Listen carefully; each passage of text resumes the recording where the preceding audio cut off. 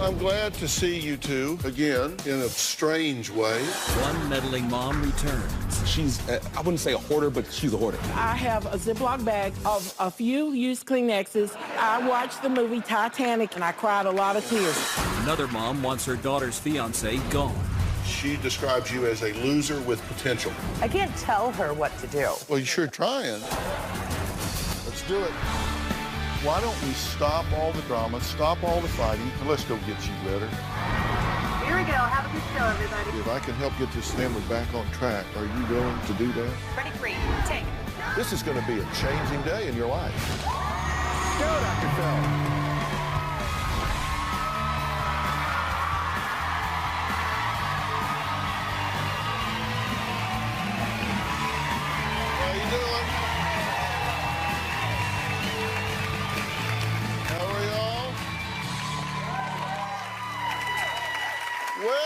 Well, in-laws. So what is it about in-laws that always gets a reaction from the audience?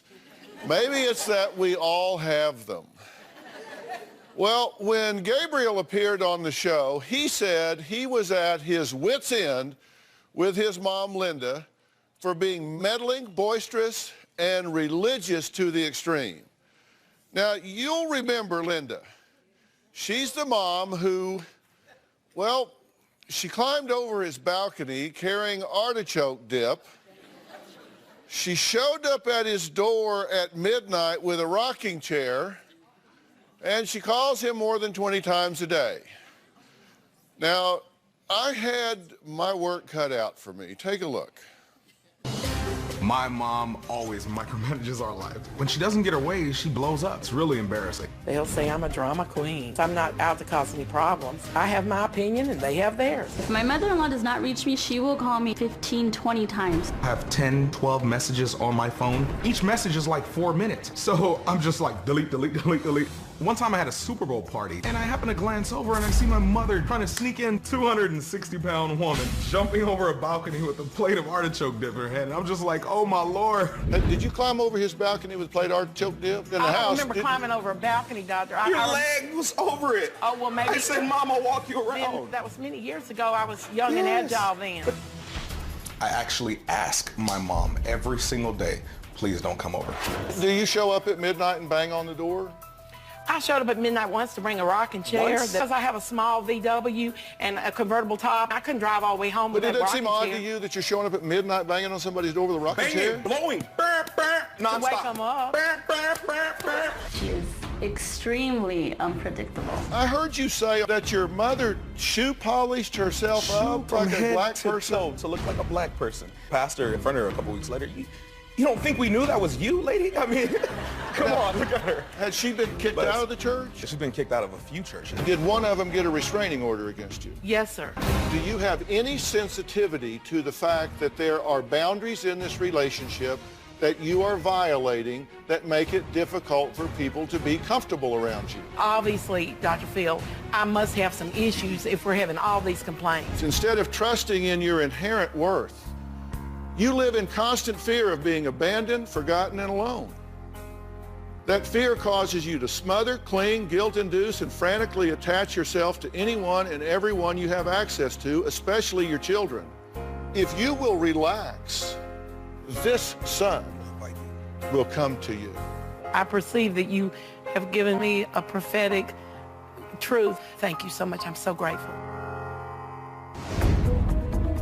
After I left the show, I was so saddened, I was heartbroken, and I was in bed for 4 days with deep depression. My son had told a lot of lies. My mother is partially mentally unstable.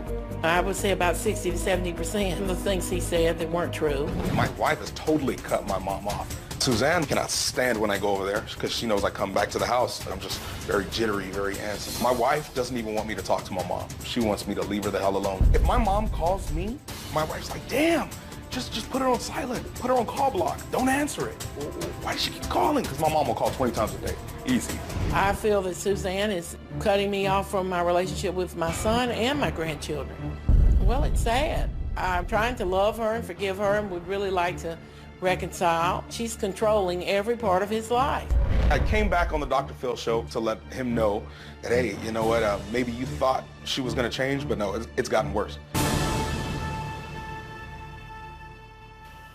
Well, I'm glad to see you two again. Thank you. Because I enjoy both of you. Thank you. In a strange way. I was going to say that. I do. I enjoy both of you. When you were here, we talked about a lot of things. And one of the things I said is that I thought you had an issue with boundaries. Yes, sir. In a lot of different things. I mean, we talked about a lot of examples over the years. You had gotten over-involved in some churches. You'd been asked to leave some churches because you'd gotten over-involved. I think there was one where you painted yourself black to smuggle yourself in. Yes. It was a preacher I really wanted to hear. Yeah, it didn't work. No, it was a makeup job. I'm not a professional makeup artist. Yeah, but shoe polish. But to me, that's a boundary issue. You crossed a boundary. I said there were boundary issues with your son. Now, not that he is Mr. Perfect. We'll talk about that. I know you think he is in many ways, but there were boundary issues. Did that resonate with you in any way? Yes, sir, and I've been working really hard on giving my son and Suzanne the privacy that they want and need. Yeah. How's that going? Well, I guess it's going okay for them. I've been a little lonesome myself, lonely during the holidays. Christmas Day, he called me about noon and said, Mom, you can come over if you want to. The kids are pretty much unwrapping their gifts already. And I said, well, y'all got food over there? Y'all want me to come? Because I'm always the one that, does the big Christmas thing and does all the decorations and the cooking and everything. So the thing was, he called me and he said, but we're not going to be here long. We're going somewhere else this afternoon to visit some other friends.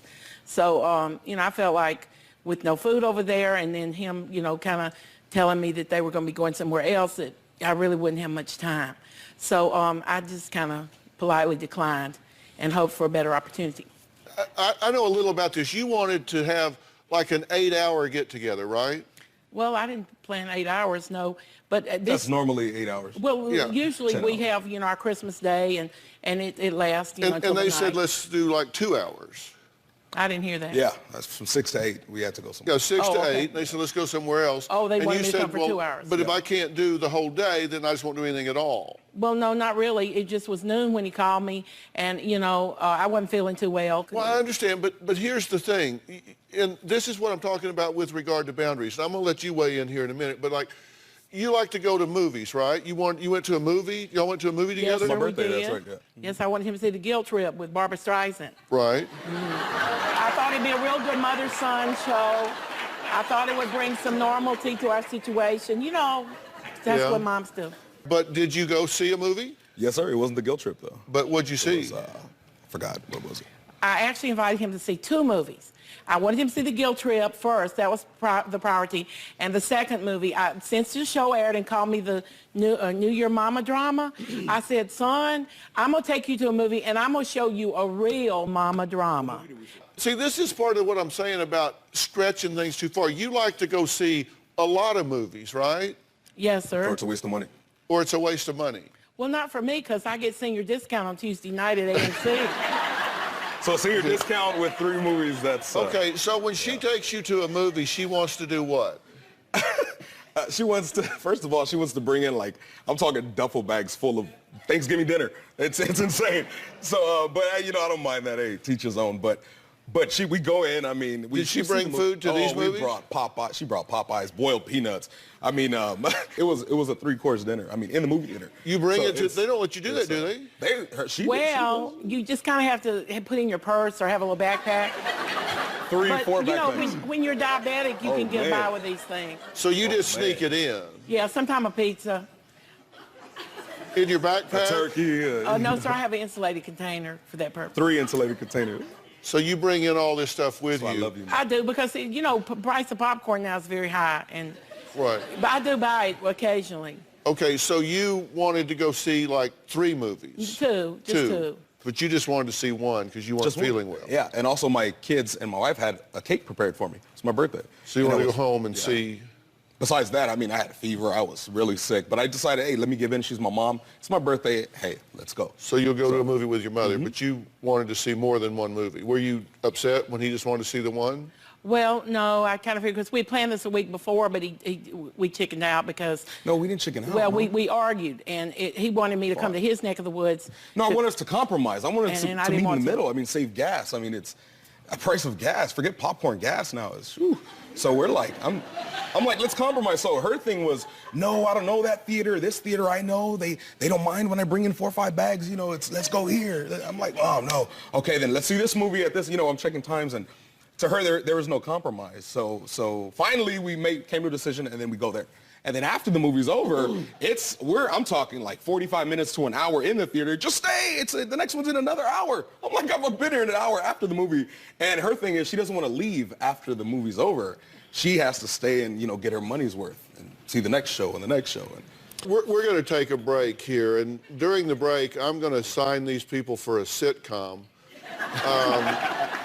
You haven't seen nothing yet. When we come back, we're going to talk about why Mom's moving day ended up with the cops being called, and another fight between Gabriel and his mother. This one was around a dumpster, I guess, in an alley with the cops. We'll be right back.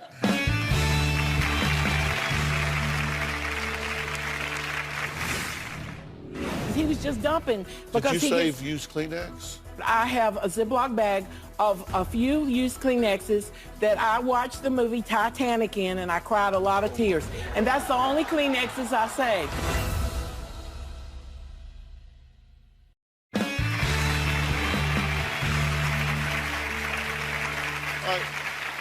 Linda has been one of this season's most talked about mother-in-laws. Her son Gabriel says every day is a fight with her, so he is doing his best to limit his mom time. Not because he doesn't want to be around his mother, because he doesn't want to fight with his mother, according to him. Now, a week and a half ago, Gabriel says he and his brother were moving Linda to her new condo. Now, she called the cops when he was able to actually capture this on video. Let's take a look at this, and then we'll talk. Thanks. Well, how would you like it if you raise children and then they throw away your family pictures? When we were moving my mother out of her previous place, we started throwing away junk. She hoards anything you can think of. The next thing you know, she blows up. Ah! You guys stop throwing away my stuff. My son started throwing away some of my things that were important to me. Social Security papers, Winnie the Pooh, a big Lion King lion, and he just started dumping stuff. She calls the cops. Mama, why you call the police? I didn't do anything to the son, man. You're on video. Well, put me on video like you put me on Dr. Phil's show. Just embarrass your mother. Just keep on embarrassing me here. I hated to do that, but somebody's got to talk to him because he can't just be throwing away my things.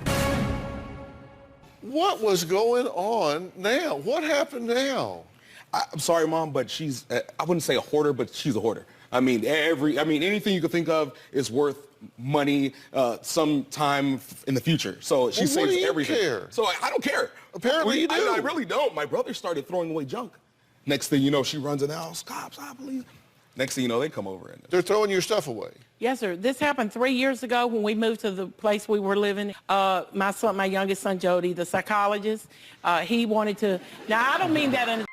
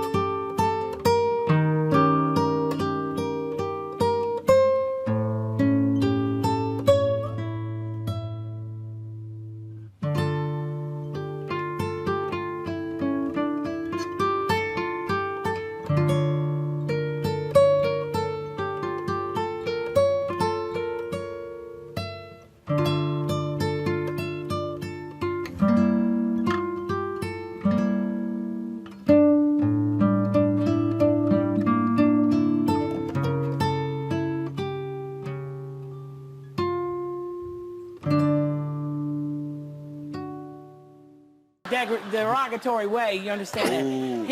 No, please. No, Dr. Phil, please. As a matter of fact, I wanted to ask him when he gets done with his internship that maybe he could come and be your apprentice, a good protege for you, so you could train him. You said psychologist like something smelled really bad in the room. You said my other son, the psychologist. Well, I'm just, you know, he has diagnosed me with everything from A to Z, even when he was in school, which some might be true. But the thing is, 3 years ago, we were moving in with our daughter where we lived up until last week. And I saw him out and he just threw things in the garbage dumpster, important things.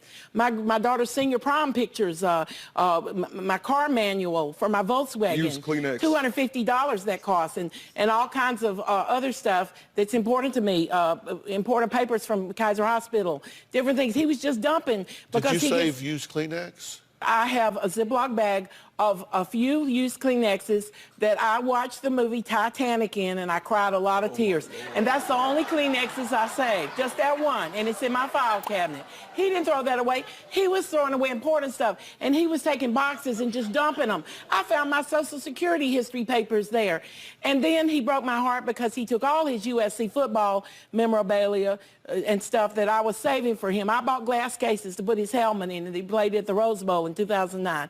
And he was in 3 Rose Bowls and footballs, and I had all these things in glass cases. And he said, Mom, you're not a good steward of my stuff. It's out here in the garage. I said, son, one day I'm going to have a house, and I'm going to buy a big curio, a lighted up curio, and put all your beautiful SC stuff in. So he went and gave all his SC stuff to his brother and putting it in his brother's car. And I said, you shouldn't do that because he's going to take it to Susie's house, and Susie may kick him out again, and then she'll have all the USC stuff. I mean, doesn't that make sense? And he took everything he gave me. The only thing I got left is the jerseys. And I have a big shadow box. Let me tell you, if that started making sense, I would turn my jersey in. I would turn... Amen. Listen, okay, how the hell did we get to 3 years ago? I'm talking about last week. Because he did that Why did you call the cops? Because isn't it a truth that people's present or future behavior is, you know, to the degree what they did in the past? So I had told my husband and them, look, I don't want Jody moving me because I know he's going to throw stuff away. And Jody promised me he wasn't going to throw stuff away. Do you breathe through your ears? No, I have trouble breathing. Hold on. Take a breath. Now, didn't you hire 2 people from the church to help move you? Yes, and I hired a friend of mine, a girl. Okay, well, why weren't the 2 people from the church moving you? Well, they were late. They weren't there at that time. They left. They couldn't take it. She was a tyrant. They left. She offered them money. They refused. They said, no, no, no. They just left. That's what my father Did they said. quit you? Yeah. They did. Why did they quit you? They came over, and I had told them what had happened, and I transpired about me having to call the police. And the police were only to talk to Jody to stop him from throwing away my things, which he promised them he would. But then later on, he told me, I'm going to burn your stuff up, and I'm going to get rid of more stuff. So, is this your son, the psychologist? Yes, yes. Very therapeutic. Now, so these 2 quit? Were they afraid you were going to call the cops on them? Oh, no. One of them was saying, I wish you hadn't discussed your family problems with me. Why were you moving? Because the landlady asked us to move because she wanted the place back for her relatives. And my daughter had rented it for 4 years. Why was she moving? Yes, it is. You don't know. Well, I mean, that's part of it. But here's the thing. Landlord said to my sister, if you're not living here, I'm not going to let your parents live there without you being there. Because there had been so many problems, you know, prior to that. Her calling them on a daily basis. This is broken, fix this, fix that. Can we talk about something else? Yeah, let's talk about the real problems. We're just covering over now. This is all a circus and a mask. Let's take the mask off and get real. That's what you want to do, right? There you go. Okay.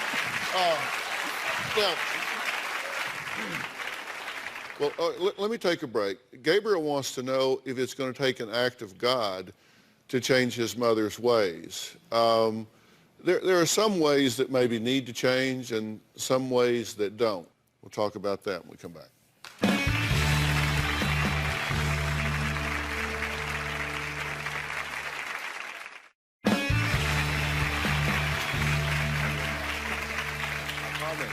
Well, Gabriel says his mom is nothing but drama.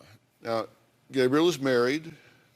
His wife is not here. He says that his wife, Suzanne, has cut Linda out of her life just completely. And in fact, she's not here today. Now, when you guys were last here, I said a couple of things. I said there were some things I wanted you to do. I wanted to get you some help. I said to you that I felt like you needed some professional help as well. Mm-hmm. I made arrangements for you to do that, and you've been vigorously pursuing the help that I arranged for you. I understand you have not taken advantage of the help that I offered for you and for your wife. And I do appreciate it. Apparently not. Because you've given lip service to it. I would go to counseling. It's just I have so many things on my plate right now. It's really tough to actually do it. Yeah. I know it sounds like Why you staring at me, man? Come on now. Dr. Phil. Oh, man. Oh, man, I'm gone, man. I'm playing. Oh, man. What do you want for you and your family? What do you want in your relationship with your mother? I want love. I want peace. I want respect. I want, what a normal family has. What I want from her is to understand that I have my own agenda. Susie has her own agenda. Her son and daughter have their own agenda. Everybody has their own agenda, and we can't cater to hers like she wants it. And when she understands that, she needs to know, okay, calm down and step back instead of bah, bah, bah, bah.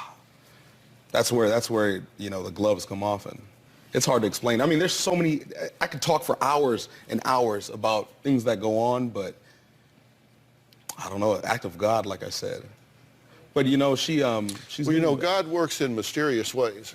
Yes, He does. And see, I'm one of those people that believe there are no accidents. Mm-hmm. And I think it's no accident that you're here. I think it's no accident that your mother is here. And, I think that I'm one of those people that takes family very, very seriously. You say, I just love her to death. You would die for your mother. I don't want you to die for your mother. I don't even want you to live for your mother. I just want you to live with your mother, side by side, being a vital part of your life. And I believe the role of the man in the family is to be a leader, a protector, a provider, and a teacher. Mm-hmm. And that means that you need to lead your family shoulder to shoulder with your wife in a healthy direction. And it's not moving in a healthy direction right now. Mm-hmm. When you are estranged from your mother... I'm sorry to cut you off, but she doesn't allow me to do the things you just said as a man. Well, but understand, a man doesn't need permission to be a leader. Mm-hmm. And that's why I say I made a gift to you and your family to provide you some professional help. Mm-hmm. You say, I just have so much on my plate. Then you need to push something off your plate and make some room to gain some skill sets. It's a gift to your marriage. It's a gift to your children. It's a gift to your mother. And more importantly, it's a gift to yourself. Your mother's taken the time, and I can see that she is making progress and embracing that. You need to man up and do the same thing here. And I don't know where it will lead you, but I think that it will certainly stimulate you. You are a smart guy. You are clearly a dedicated father. Oh, yeah. And I think that you will gain so much from doing that. And, give me 90 days of consistently working with someone to see if it helps you to gain some skills and some perspective to manage yourself and your relationships. Give me that. Will you do that? Yeah, well. Do you think I'm giving him good counsel? Yes, sir. I'm trying to speak to him. I'm just trying to speak to him just man to man here. I'm just trying to tell you, because I like you and I respect you as a father, and I think I clearly recognize that you very much love your mother. Mm-hmm. And if there's angst between your mother and your wife right now, That's okay. Life's a marathon. These things will work out. Life's a marathon. But your job is to lead them towards resolution and keep her in the life of these children and to keep her in your life. This is a good woman. Oh, yeah. I said that when you were here before. And you must know that I feel that way or you wouldn't have come back here. Thank you. If you thought I was mean-spirited about you or judgmental about you, you wouldn't have come back here, right? Right. So I'm a fan of yours. I really am. And I'm a fan of yours. All right, there we go. All right, we're gonna keep up with you guys, okay? All right, I'm gonna let them go. Coming up, an outspoken, outrageous, out-of-control mom, not you, who is desperate to end her daughter's engagement to what she says is a lazy, verbally abusive future son-in-law. But he says he may need to wear body armor under his tuxedo because his future mother-in-law packs quite a punch. We'll be right back.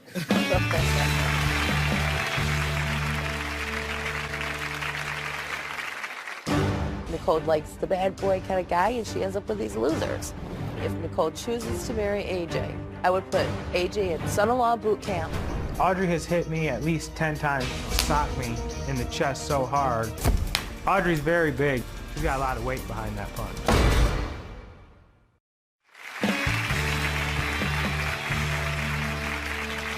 Well, Nicole says she met the man of her dreams, AJ. Together, they had a beautiful son named Liam. And now they plan to marry in July.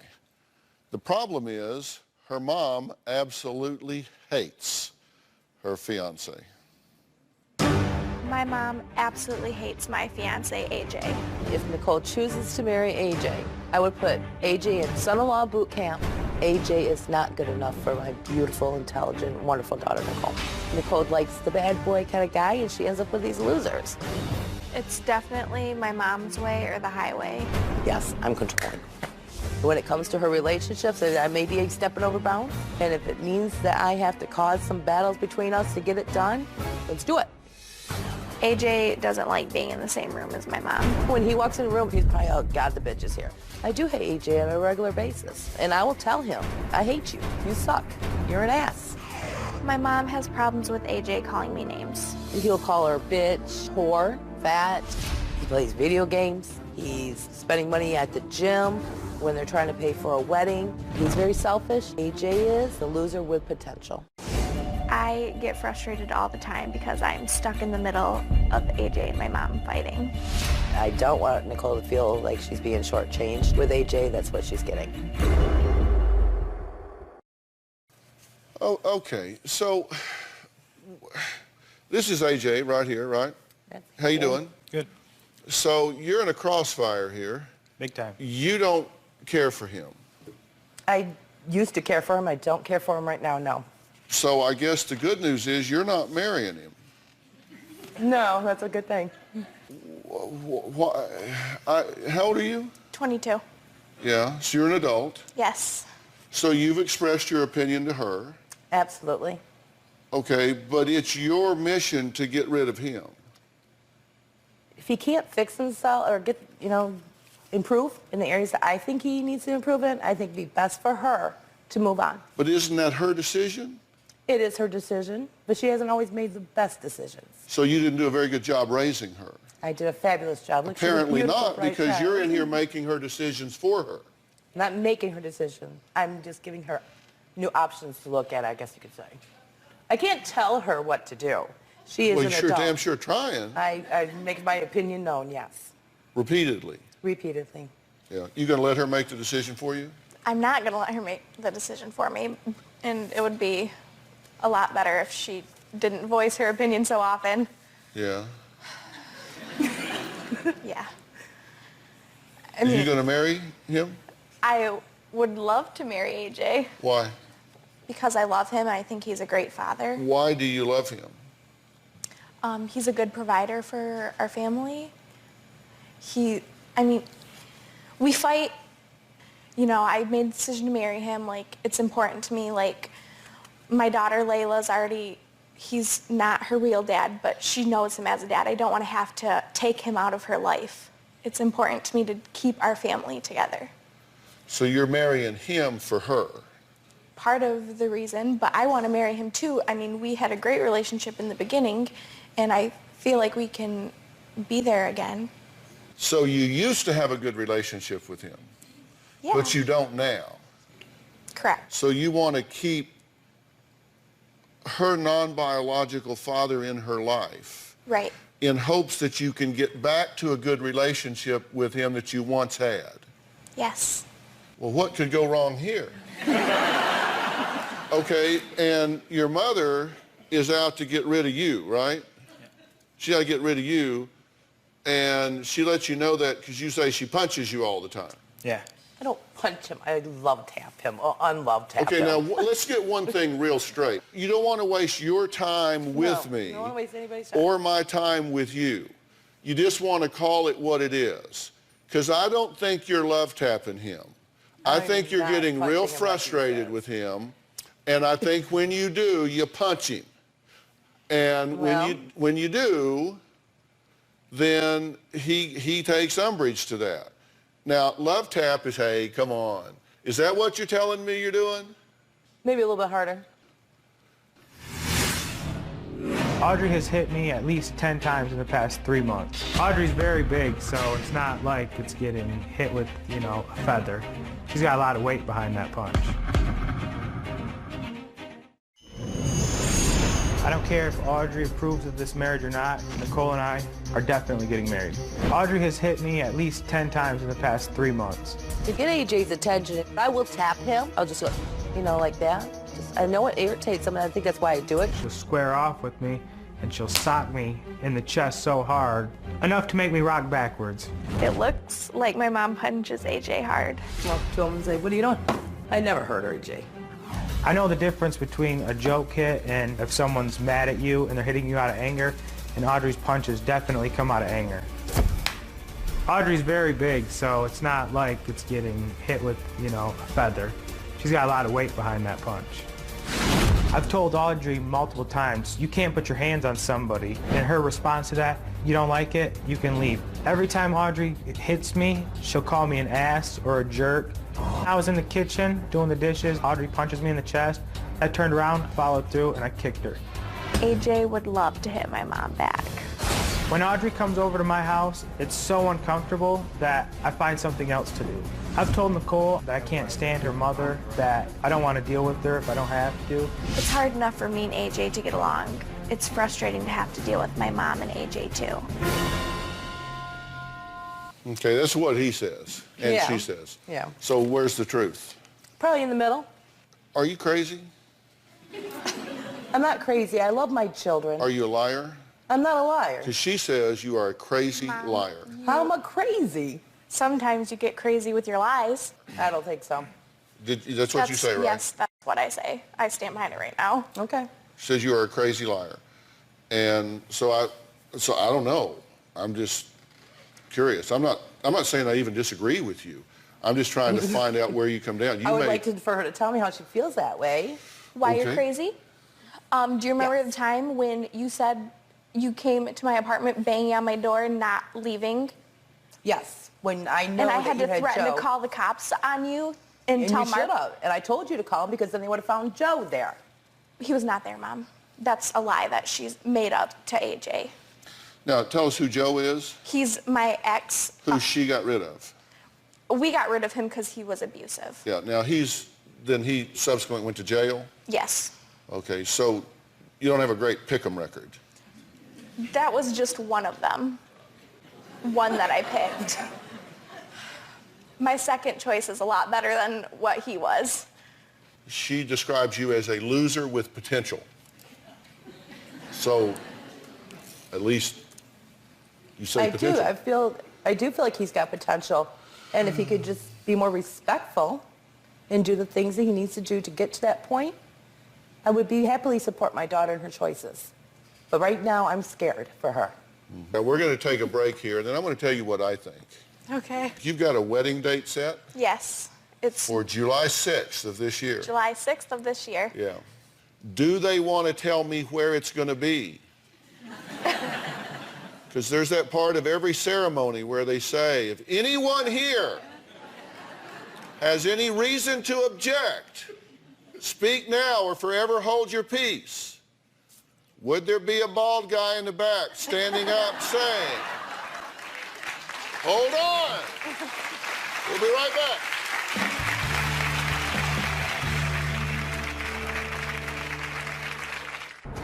Audrey comes in, tells me that I was too harsh on Layla, that I was abusing Layla. I would probably call him in because he was being it. I told Audrey to shut up, and she told me that no one tells me to shut up in her own house, and she told me to get out.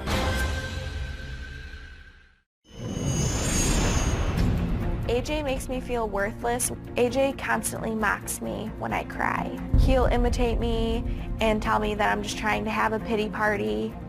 We recently got into a fight which ended up with him smashing my phone. AJ always speaks in a rude tone to me. He tells me that it's something I have to get used to. I really wish that you would be more respectful to me. I can only do so much. I think I've come a long way.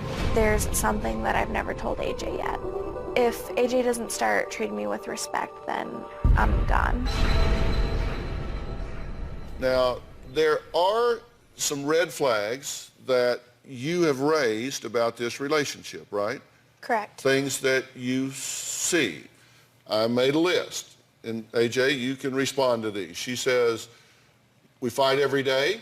He makes me feel worthless. He's just plain mean. He makes fun of me for crying. He tells me I'm too sensitive. He yells and gets a tone. What do you say about that list, AJ? It's actually pretty accurate. When we first got together, everything was great. We communicated, we were always having a good time. We fell deeply in love with each other at the beginning of the relationship. Right. We went through some rough patches, but it's just, I'm horrible at communication.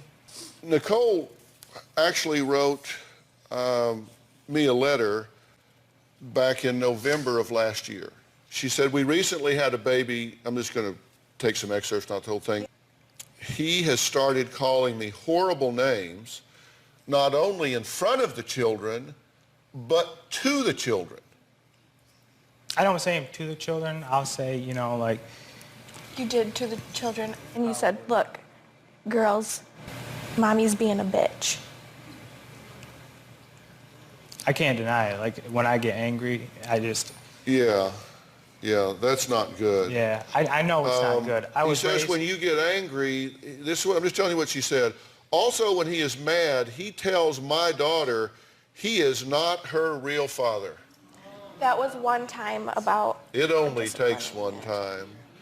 I also call him names because I get so frustrated. I'm the only one putting in any effort here. He's constantly trying to get me to have sex and to be sexual with him.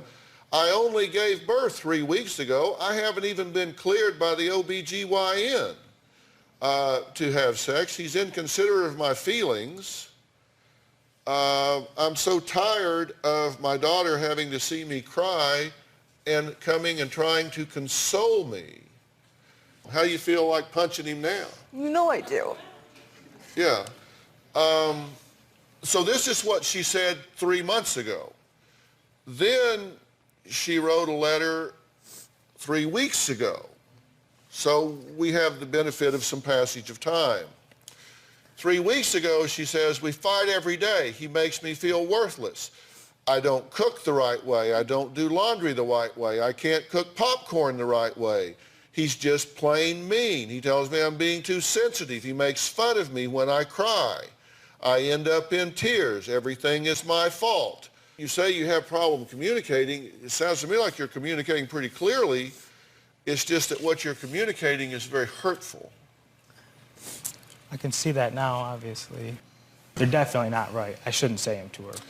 Well, listen, Mom, you said under your breath at the break, this isn't exactly going the way I wanted it to. I just want her happy and healthy and safe. Yeah, I get it. And what I was saying under my breath is, yeah, well, just hold on, because I actually agree with you. You're right for the wrong reasons. I know. I just don't know how else to help her. Yeah, you're right for the wrong reasons, and you don't know how to do this in the right way. But I do agree with you. If things don't dramatically change between now and July, you haven't got any business getting married. Absolutely. Because if you think walking down the aisle in a dress and having a caterer show up and filling out some paperwork on each other is going to fix this, you are so wrong. It is absolutely, unequivocally is going to be a train wreck. This is going to be really, really a bad situation. AJ, you are not an evil guy. And I've observed one thing about you since you got here that is probably the single most outcome determinative factor of anything I've seen today, and that is your capacity for insight. Because you have made some self-observations that are huge in predicting a positive outcome here. Your job, the two of you, is to do some serious premarital counseling between now and then to find out what you have to do truly to heal some of the wounds that have made you bitter and angry and defensive. And there is a specific protocol that the two of y'all can go through individually and together that can give you a foundation for this marriage, or it can show you that you're not ready. And I will make that happen for you. If I do that, if I make that available to you, will you do it? Absolutely. Individually and together as a couple, will you do that? And if I do that, I promise you, she will step back and let that happen. I would love nothing more. I know, you just want it to be right. Fair enough? Yeah, You feel definitely. good about that? All right, next, the 5 most important questions couples should ask before tying the knot when we come back. Okay?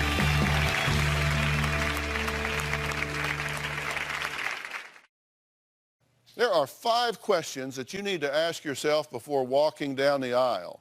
Now, one of those important questions is, have you planned your marriage or just a wedding? Because that wedding is a big party, but that marriage is a big job, and you need to plan for that. The other 4 questions will be on drphil.com. Thanks for being here. So long.